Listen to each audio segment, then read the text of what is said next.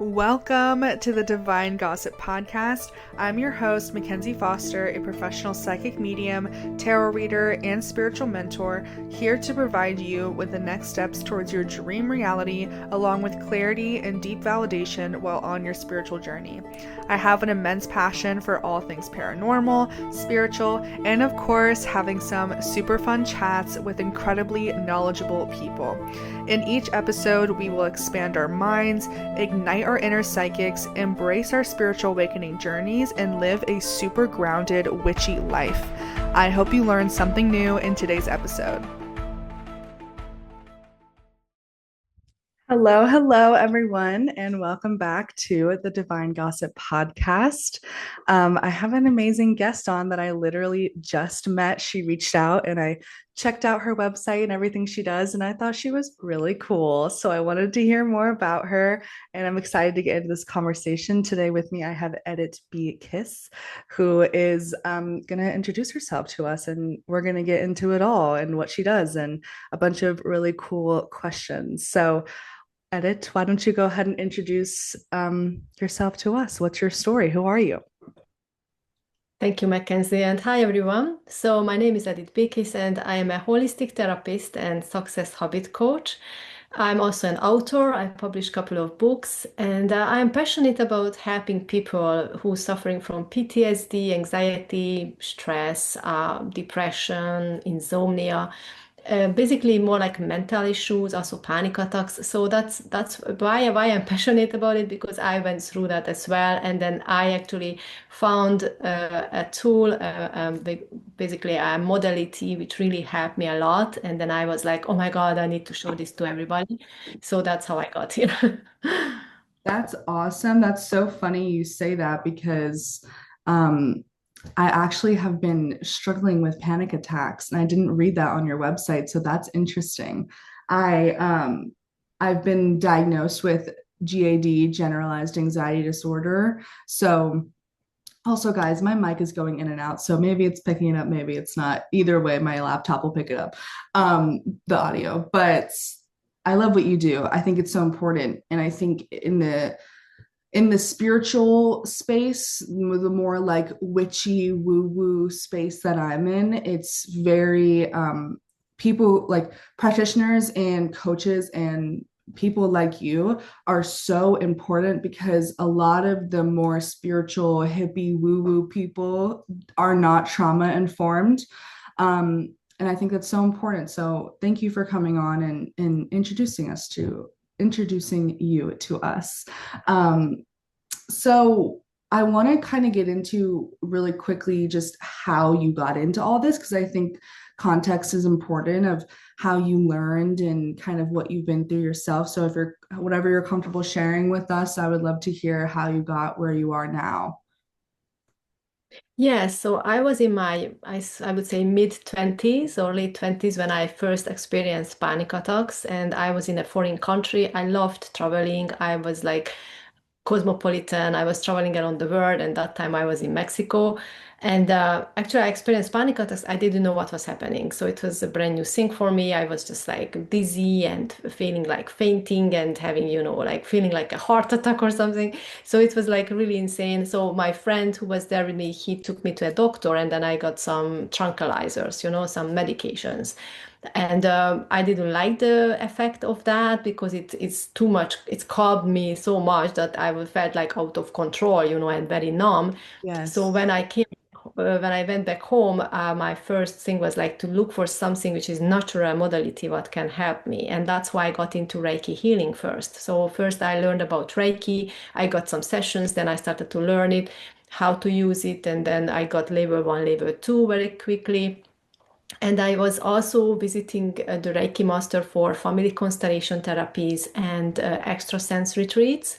So that was happening for like a decade, like 10, 15 years. The spirituality was like the side of my career, and I was a petroleum engineer. So I was working in the oil industry as an engineer, and at weekends or whenever I had time, I was just doing this spiritual stuff for my well-being, for managing my issues, and also for like relationship issues and stuff like that, because I also got married and had children. So I was doing all of those things, but inside I was suffering so often, like finding things like why I can't be happy when from outside everything seems great, right? Or why I am actually not feeling satisfied or fulfilled, or all these questions. And then why is my relationship not working with my husband? Why I'm not in love anymore? And all of those things was actually resolved outside of this reality. It was resolved in the multidimensional existence. So that's why I was always going back to this space. And then after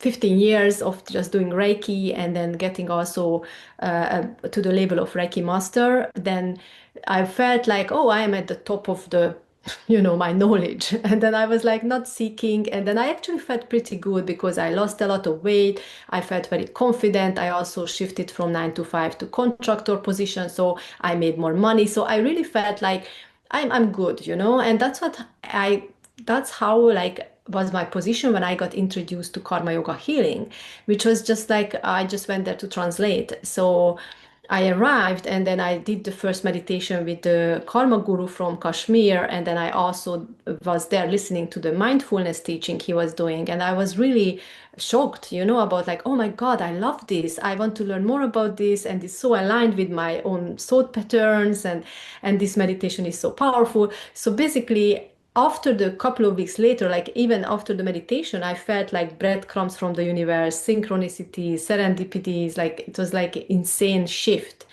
And later I went to the course myself to finish the course, and then I started to apply other healing tools on myself, which I learned at the course. And that was one of the most powerful like healings happened. Like I realized that, oh my God, this healing technique is actually helps me to stop my triggers and heal even from illnesses, not just my mental issues. And that's called the source memory healing, which is basically going back to the memories, which was the root of your current issue, and release that and heal that. So it's source memory healing.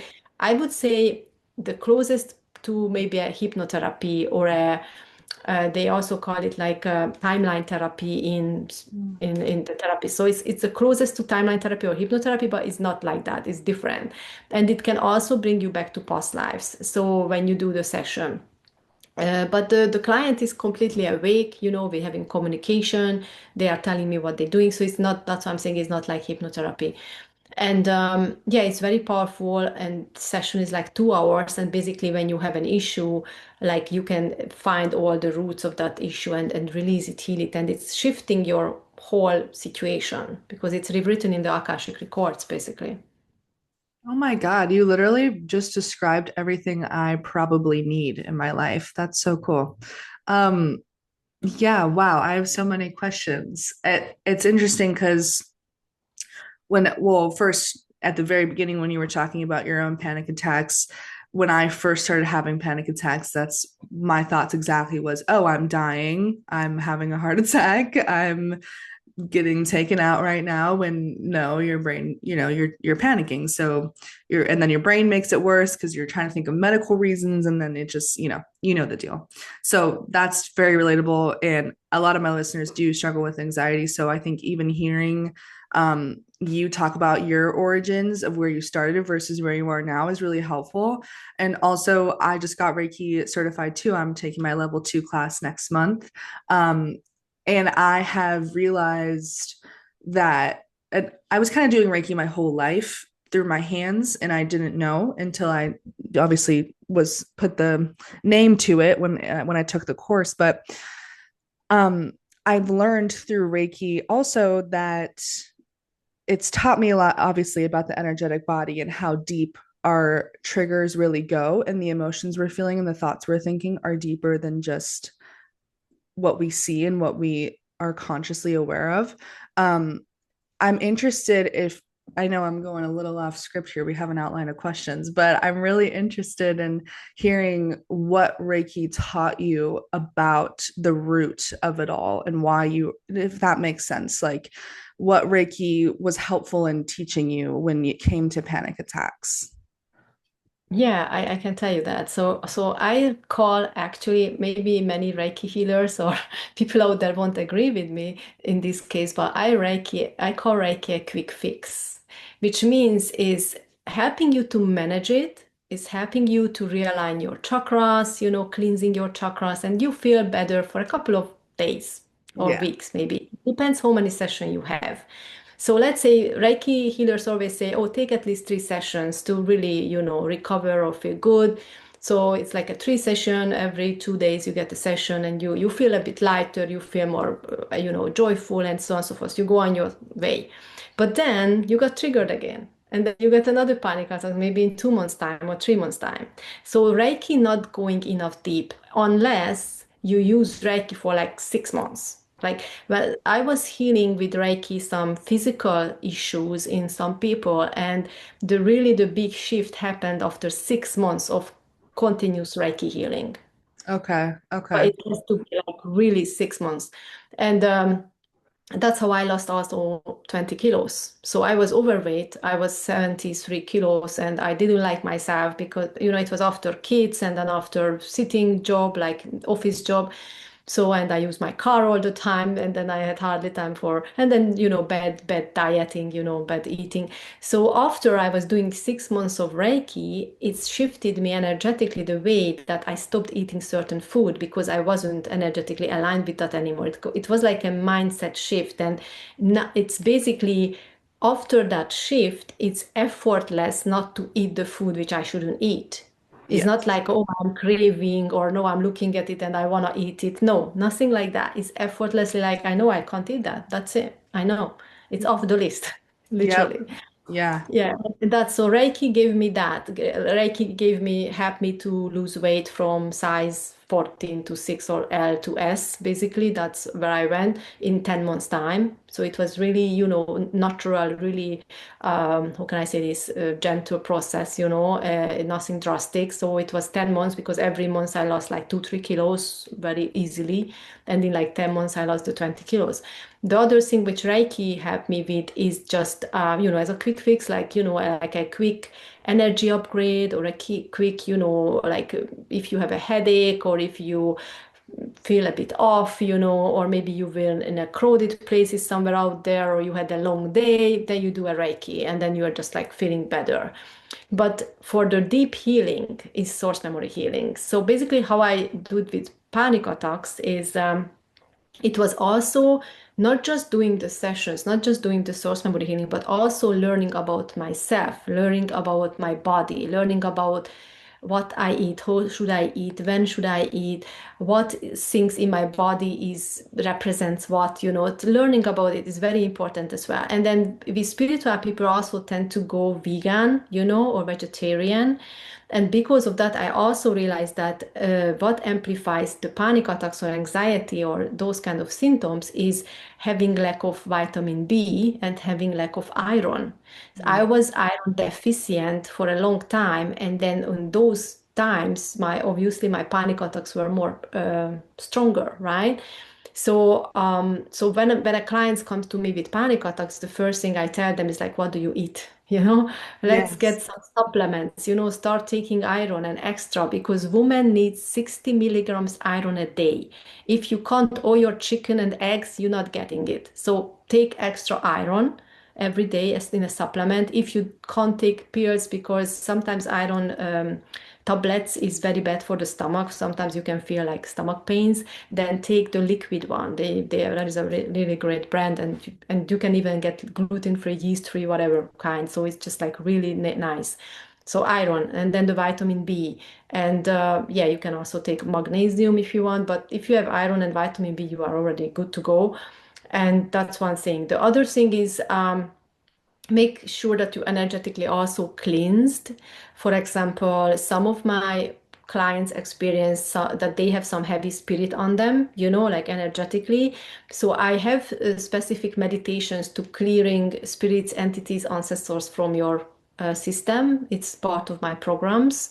And we actually do ancestral healing because it's really important as well for your well-being, and it can sometimes interact and create these panic attacks. The other thing is with spiritual people that as you become more spiritual, actually the veil is more thinning for you. And what does it mean? Time is an illusion and everything is now. Your past lives are now. Your inner child is now. Everything is now. But you are in this bubble, in this illusion that this is reality. But when you spiritual, when you become more spiritual, this veil is thinning, and then that's why you get more triggered. That's why you're feeling all of those past life and childhood, trauma get triggered much more amplified. So it basically helps you for the healing, right? It helps you to go through that transformation from the cocoon to the butterfly. So every trigger is an opportunity to heal. That's the thing. Like every time you have a panic attack or every time you have anxiety, stress, or you get angry, or that shows that you have things to heal, root, the root of the issue. And it can be, as I said, this lifetime or past life stuff, or even between life stuff. I had clients who went to there, like they had to actually forgive the universe that they were born to this life because didn't like it. Yeah. That's relatable. Yeah. Yeah, that all makes so much sense. And I think the most interesting thing to me is I didn't even think of, well, my friends tell me all the time that because let me back up. When I have anxiety flare ups or I'm having an emotional time or whatever, whether it's, that part of my cycle or I didn't have breakfast that day or something triggered me, I know why it's happening. Um, my friends, I'm always like, why am I so sensitive? Why does this trigger me so bad when it doesn't trigger you that bad? And they're like, because you're extra sensitive. You're literally psychic and reading people all day. Like so the most interesting thing you said to me, like I didn't even think about was, yeah, when you're spiritual, you're feeling it all across all timelines, all energies. And that's, yeah. And then that comes in the cleansing and protecting your energy. That is like so important for sensitive people. And basically all the people listen to my podcast are sensitive. So that's really, really helpful for people to hear. And yeah, it's interesting. I have trouble with the past lives thing. I believe in past lives and I've done past life regressions before. It is so it's hard for my brain to wrap around it, of course, because I'm human right now, but um it's hard for my brain to understand, like, wow, something in another life is triggering me now in a different way, showing up differently. But that just shows you how deep it goes.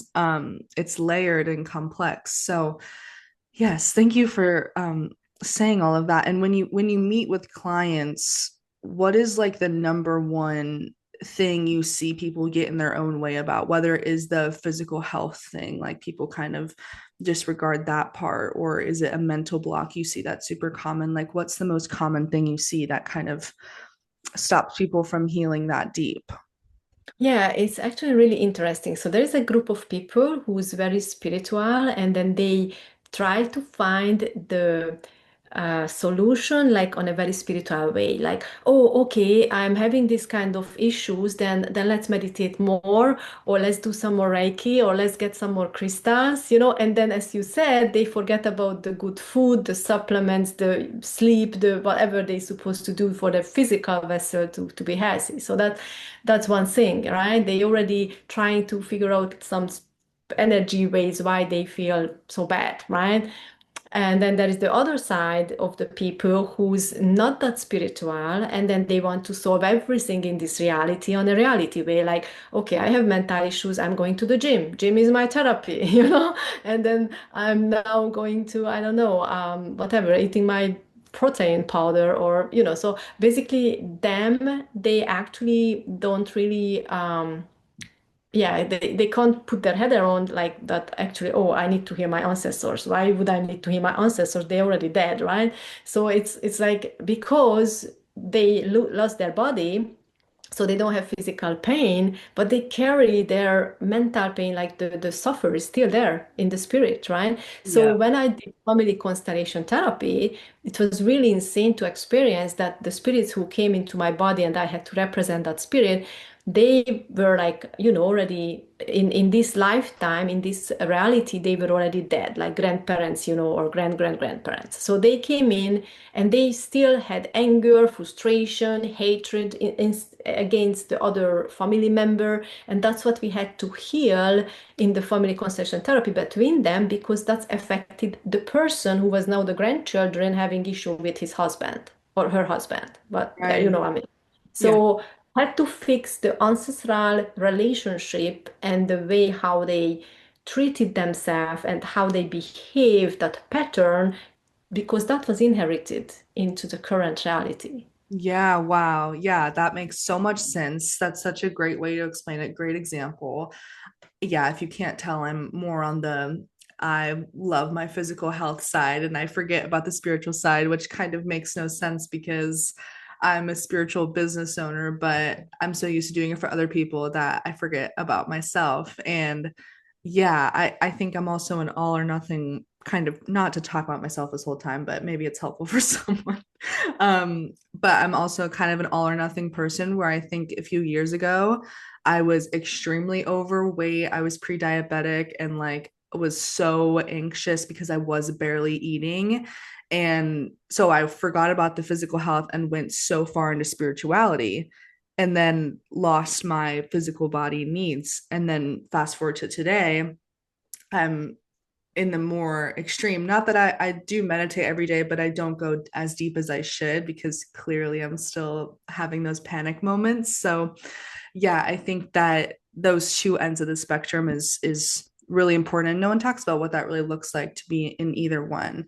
Um, so when it comes to you and your own healing journey, what do you feel like is the a part that you still fully haven't quote unquote healed? Not that we're ever 100% healed, but what are you maybe working on right now that is still a struggle for even you today?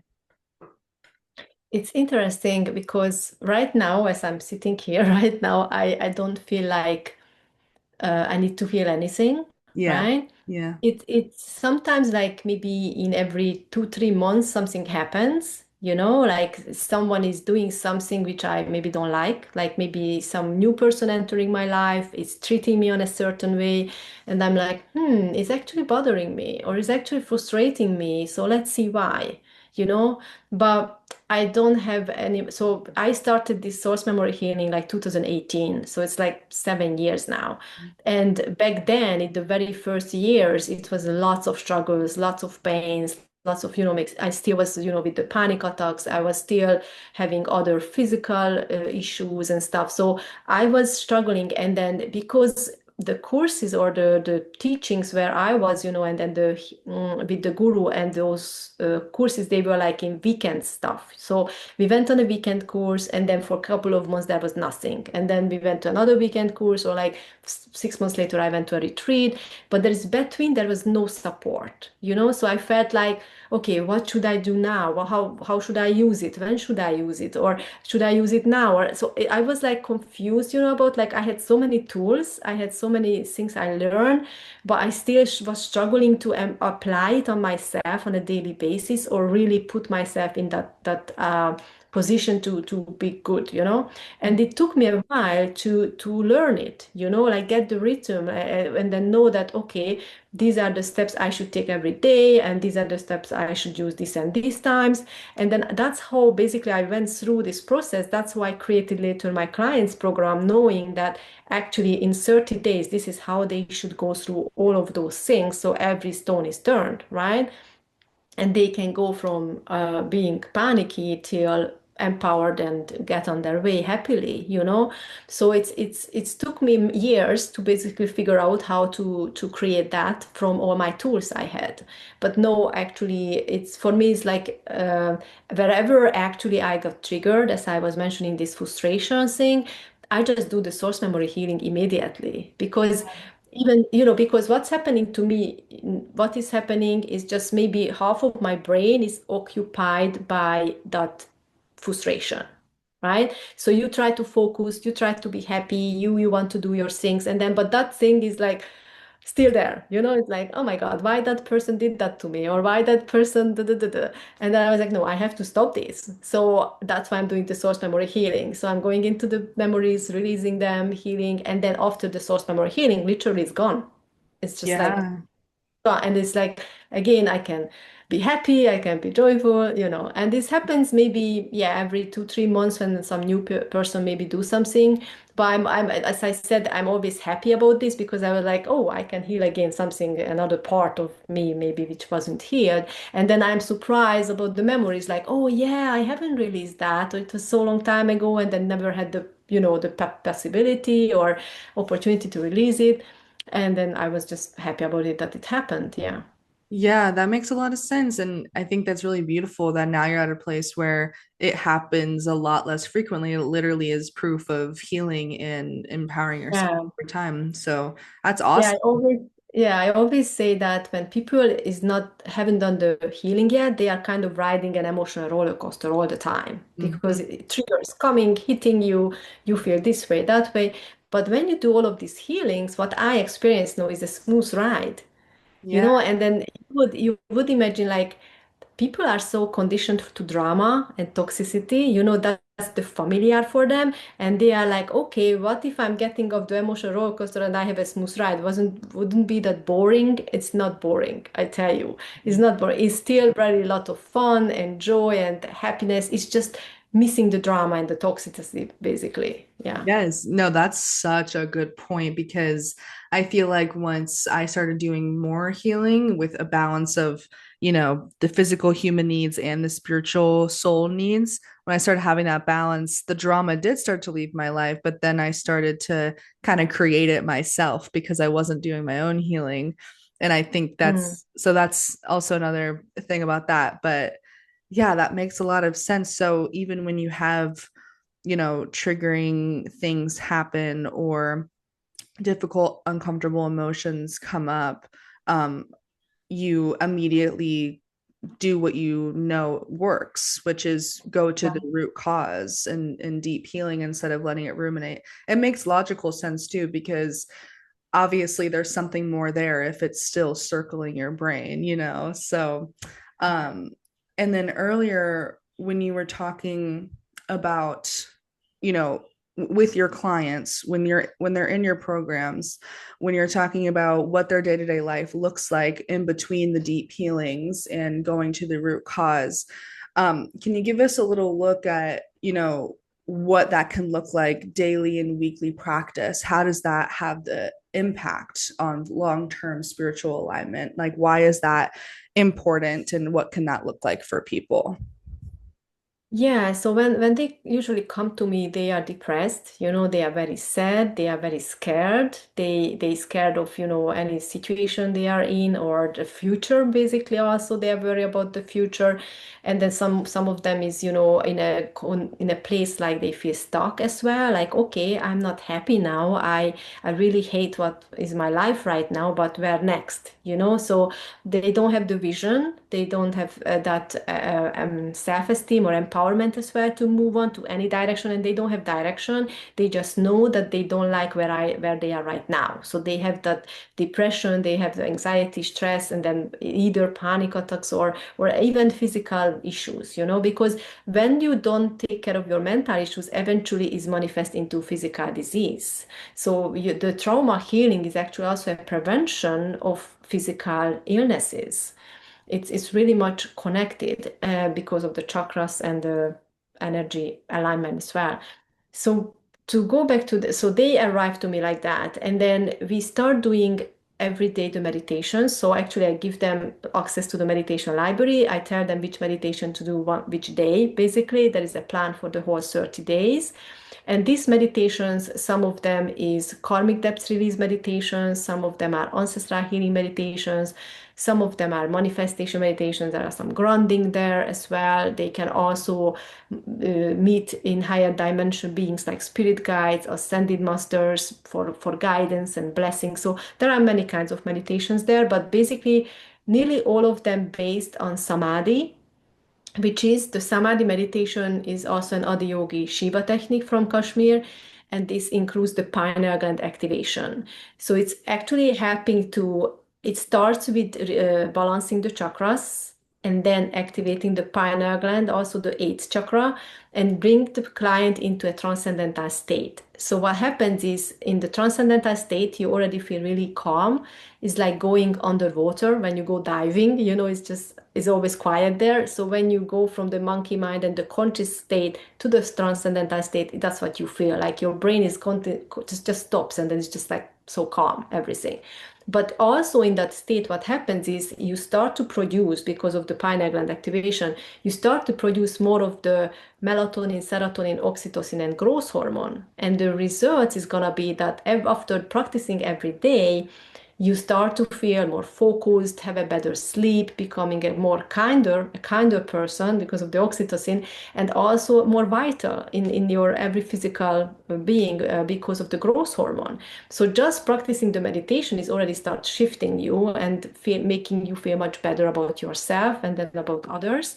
And then by doing that homework, then meet with me once a week. So the once a week meeting is the deep healing session. It's a 2 hour session when we actually pick an issue. And then basically the 30 days incubator is for 4 healings with me. So it's 4 main issue in their life, basically.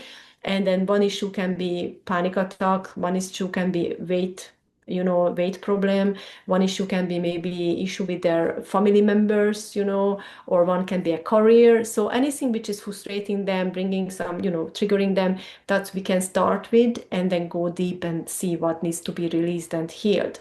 So that's happening. And then I also have a life transformation system course, is an online training, what they can do during the time, which is giving them more knowledge about what's happening, like how to do positive thinking, what is vibration, what is energy, what are the ancestors, why we need to heal them. So all of this background, and also about how to take inspired actions, how to schedule your day. So it's like basically an 8 video which they need to watch through, and then if they have any questions they can ask me, and then there is some homeworks related to it. So that's also part of it, so we don't waste too much time me explaining stuff during the sessions when we need to focus on the healing, basically. Mm, that makes sense. That makes sense.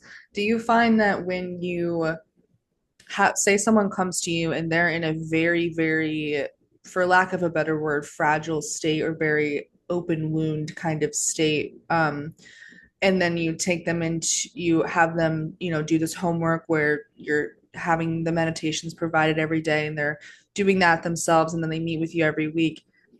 How do people, do you find that? So basically the reason I'm asking this question is because sometimes when I'm in a very panicky state and I try to go into meditation, it actually just like brings out the panic attack more.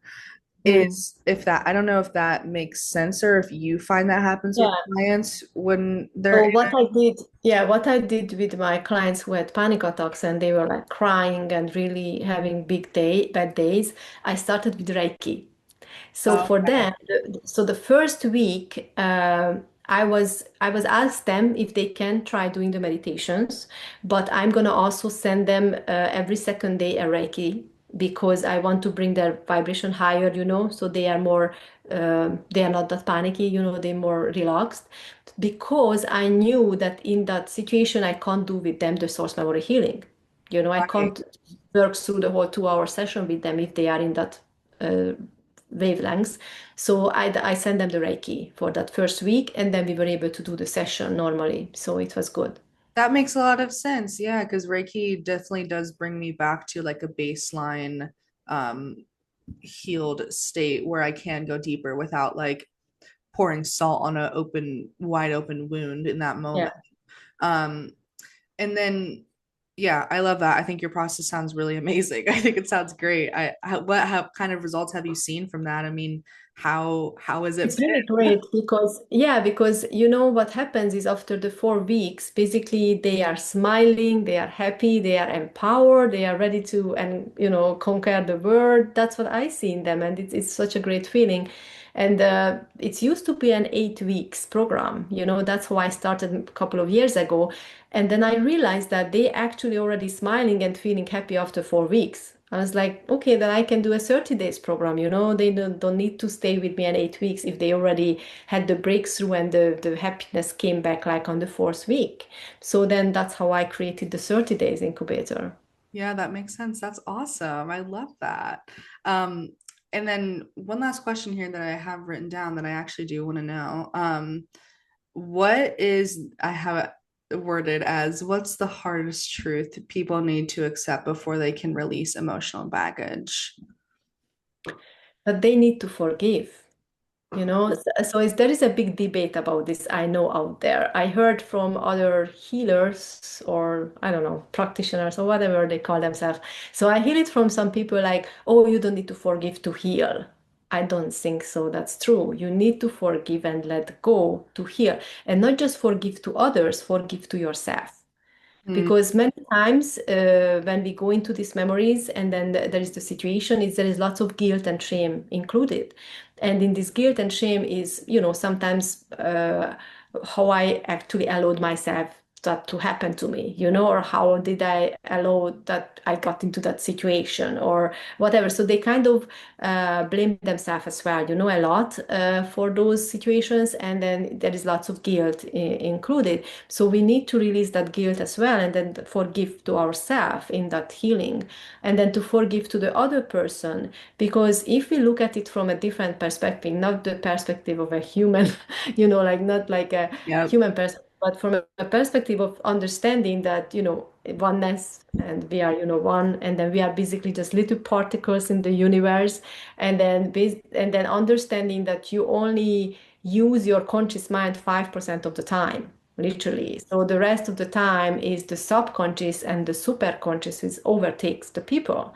So in that case, you can't really blame anyone for the thing what happened to you. You can't point your finger on one person because that person, when that person hurt you, most likely they were under the influence of the subconscious mind, which means the cultural background, the societal background, how they grew up, how they were programmed by television or whatever it is.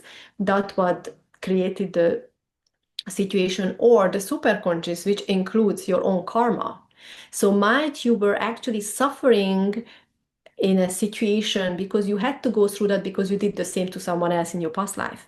Yeah, So if you have this higher perspective, you understand that actually that one person, what he did to me, it was not really that person, you know? So it, absolutely. and then you can forgive and then you can release it. And yeah, I got clients who got abuse in families, like abuse through, family members. And then they were like really struggled when they came to me and said like, oh my God, how can you actually help me to heal that? Or how can you actually help me to let that go when it's like I see that person every day still and it's still hurting me. And then how is it possible they were even crying, like before signing up? And then I told them this perspective and they were like, yeah, it totally makes sense. So they were not the point there to forgive, obviously, because I just told the perspective, but they were like, yeah, then okay, they want to try the session, they want to try the healing. So when we went into the whole healing process, and then they released it, and now when they face the same person, it's completely different experience for them now. Yeah, yeah, I love that so much. I think you answer that so well. That literally is the hardest truth because I think I've been in that place before where I personally believe it's your ego who doesn't want to forgive. They want to blame, like you said, they want to blame someone else, and that is certainly the hardest thing to accept is that forgiveness actually is a really big part. I I actually agree with you. I think old me would not have agreed with that because I was more spiteful and angry and had my guard up and wall up and just wanted to be a little bit more aggressive. But yeah, when you start to go inward, it needs to happen. I agree with you.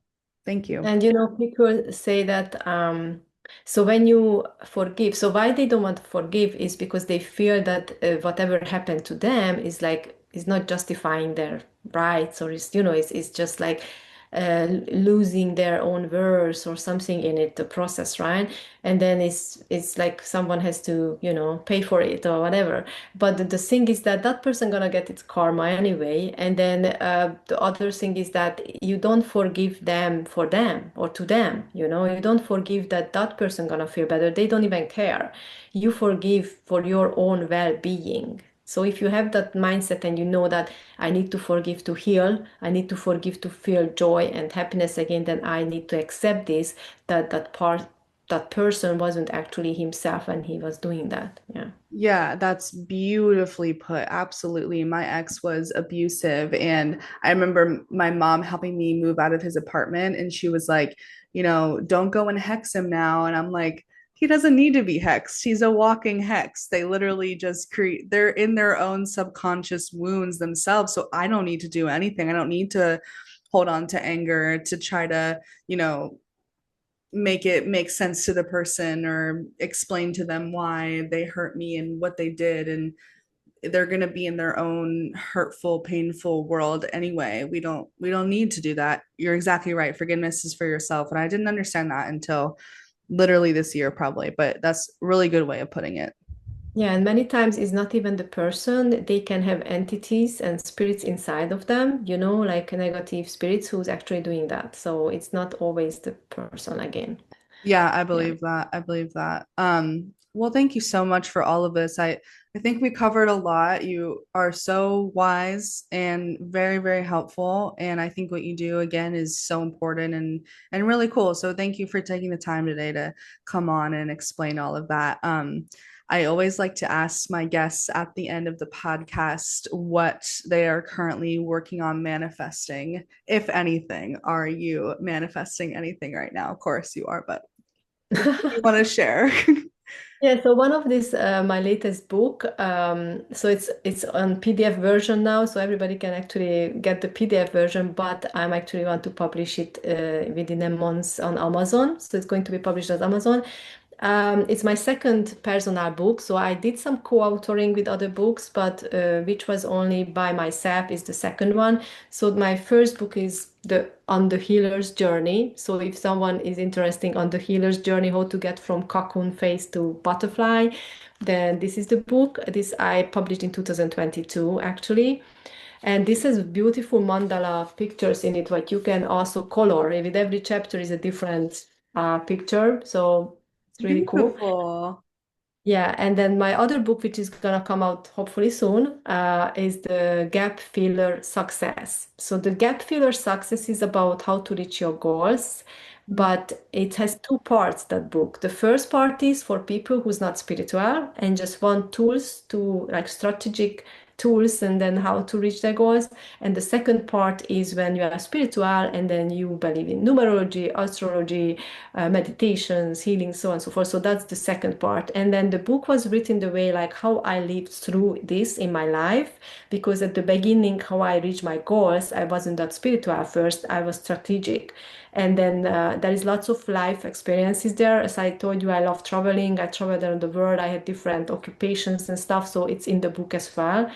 And then the second part is more about my journey as I was already spiritual, so how I became a number one best-selling author, how I traveled again, and how I lost the 20 kilos, and all of those things, like how I reached big goals in my life and how it's shifted me and what tools I used basically. Wow, what that is so interesting. You're incredible. You're doing so many amazing things. Good for you. That's awesome. What a great manifestation. I'll be sure to link all of that below. That's incredible. I want your book.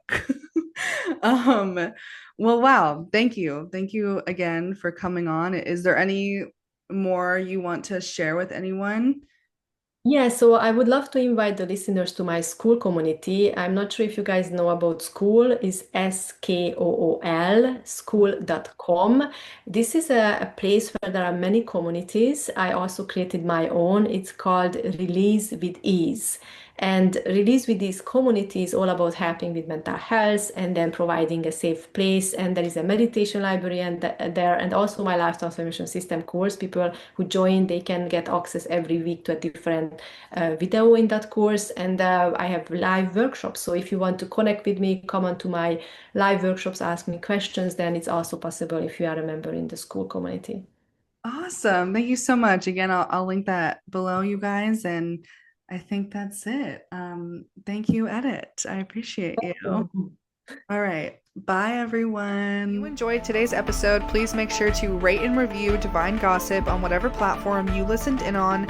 Head to themackenziecollective.com to work with me further. If you have any questions or have any topics you want me to cover or any guests you want me to have on, please email all of that to info@themackenziecollective.com or go to the episode description to fill out my Google form. I love you. Thank you for listening. See you in the next episode.